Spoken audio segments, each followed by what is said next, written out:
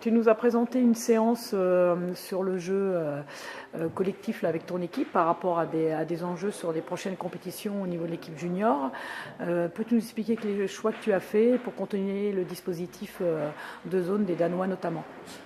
C'est assez simple, ça va au-delà de l'attaque de la défense danoise, c'est-à-dire que dans ces catégories juniors, la plupart des défenses sont des défenses 0,6. On a très très peu de défenses étagées, parfois lorsqu'on rencontre certains pays africains, mais on ne les rencontre pas souvent, et parfois contre les ex-pays de la Yougoslavie. Encore maintenant, à certains moments, ils défendent aussi en 0,6.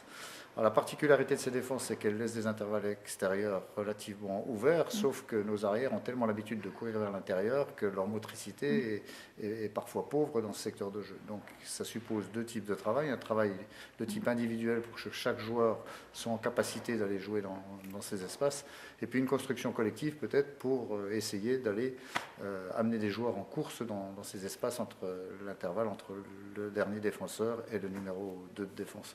D'où l'objet de la circonstance de formation de ce matin qu'on a mis en place devant les entraîneurs, mais qui aurait été la même circonstance si on n'avait pas été devant les entraîneurs. D'accord, et tu es satisfait des réponses qu'ils t'ont données? Alors, comme je viens de l'expliquer, les réponses, les intentions sont bonnes, sont louables et sont présentes. L'investissement me semble intéressant.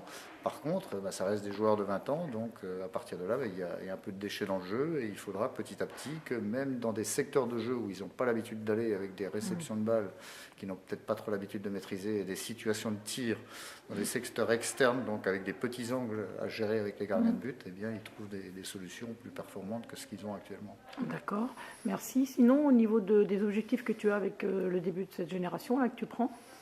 C'est une génération que je ne connais pas bien. Je connais les joueurs pour les avoir vus dans les pôles, dans le suivi des pôles.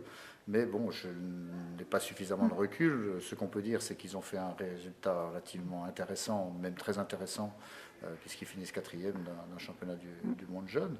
Donc je pense qu'eux, dans leur tête, sont pleins d'ambition par rapport au devenir. Bon, à partir de là, il y a d'autres nations qui travaillent. Et bon, il va y avoir une confrontation intéressante. En tout cas, le début est encourageant. On va voir ce que ça donne par rapport à une véritable opposition ce soir, puisque les Danois sont champions du monde. Donc, a priori, on a choisi de taper haut pour s'évaluer et pour se situer par rapport au niveau. Et on les a vus hier en séance, c'est vrai que dans la relation passeur-réceptionneur notamment, c'est très très impressionnant. Oui, écoutez, voilà. On va savoir ce que ça donne ce soir, si la fougue française voilà. va pouvoir compenser la qualité technique danoise. Ok, merci.